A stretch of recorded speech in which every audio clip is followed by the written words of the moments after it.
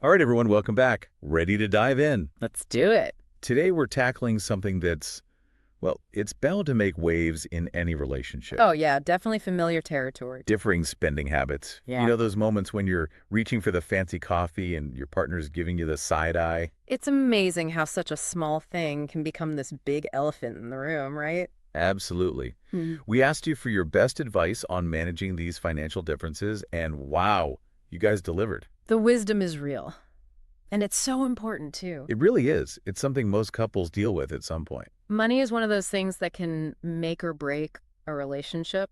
I mean, it's not really about the money itself, right? Exactly. It's about the values and priorities it represents. Exactly. And when those are clashing, that's when you get conflict. So let's get into these tips, shall we? First up, discuss financial priorities. Seems straightforward, but how do we even start that conversation? It can feel, honestly, a little intimidating, right? Like, where do you even begin? Right. It's like, hey, honeys, want to dissect our deepest financial anxieties?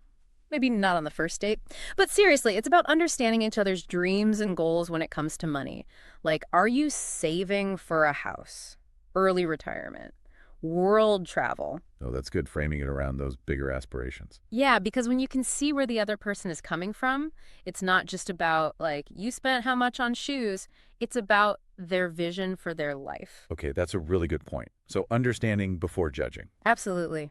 And don't be afraid to share your own money story, too, where you've been, what you've learned. Transparency builds trust.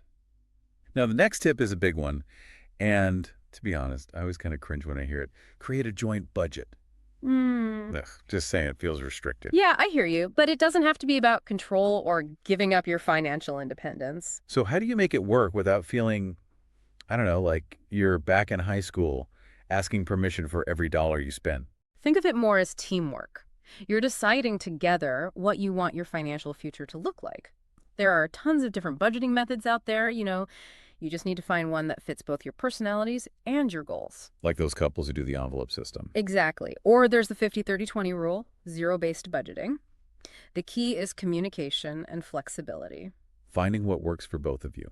And speaking of finding that balance, another tip that really resonated was respect each other's approach to money.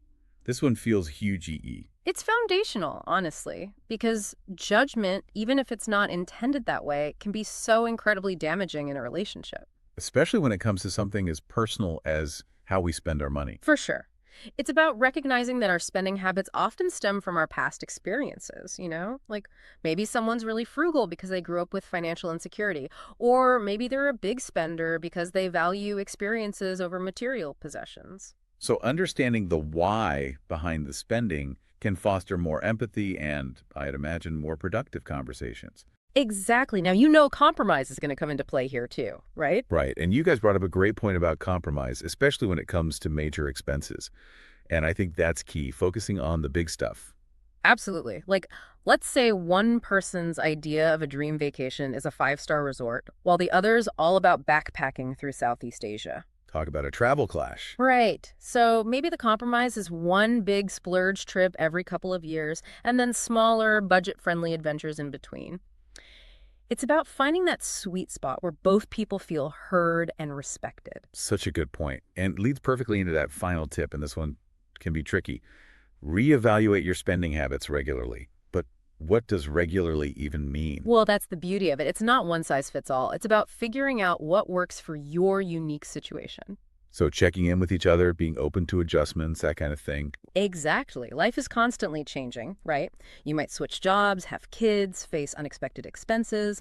A good rule of thumb is to revisit your budget and financial goals at least once a year or whenever those big life changes happen. Keeping things flexible and keeping those lines of communication open. That seems to be the recurring theme here. It really is. Because at the end of the day, managing finances in a relationship isn't about being perfect. It's about being proactive, understanding, and, honestly, having each other's backs. Couldn't have said it better myself. And remember, these are just starting points. The most important thing is to keep those money conversations going. Treat it as a journey, not a destination. Exactly. Open communication is your most valuable tool. Some great advice to keep in mind as we navigate the world of relationships and finances. Thanks for joining us for another deep dive. Until next time.